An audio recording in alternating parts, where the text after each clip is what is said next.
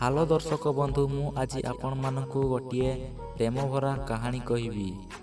ଏଣିକରି ଆପଣମାନେ ଏହି ଭିଡ଼ିଓକୁ ଶେଷ ଯାଏ ଦେଖନ୍ତୁ ଏବଂ ସ୍କିପ୍ କରନ୍ତୁ ନାହିଁ।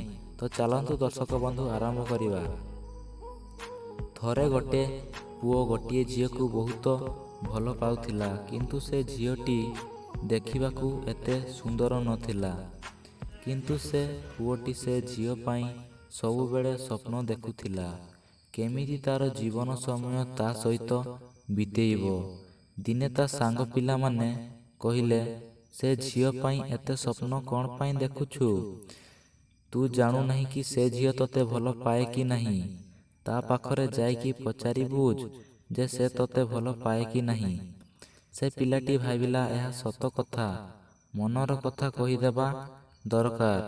ସେ ଝିଅଟି ବି ତାକୁ ଜାଣିଥିଲା ଯେ ପ୍ରଥମ ଥର ତାକୁ ଭଲ ପାଉଛି।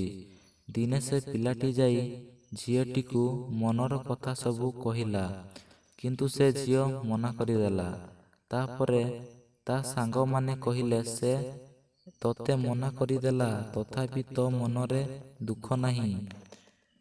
ଶୁଣନ୍ତୁ ବନ୍ଧୁ, ପ୍ରକୃତ ପ୍ରେମ ପାଇବା ବହୁତ କଷ୍ଟ।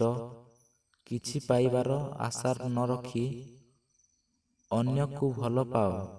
ଯଦି ସେ ଆପଣଙ୍କ ଭଲ ପାଇବାକୁ ମନା କରିଦିଏ, ତାହେଲେ ଭାବିବ ଯେ ସେ ତାର ଜୀବନର ପ୍ରକୃତ ଭଲ ପାଇବାକୁ ହରାଇଥିଲା। ସେଥିପାଇଁ ପ୍ରେମରେ ହାରିଯାଇ ମନ ଦୁଃଖ କରିବା ଠିକ୍ ନୁହେଁ। ତ ଦର୍ଶକ ବନ୍ଧୁ, ଏହି ଭିଡ଼ିଓଟି ଆପଣମାନଙ୍କୁ କେମିତି ଲାଗିଲା ତ ଆପଣମାନେ କମେଣ୍ଟ ବକ୍ସରେ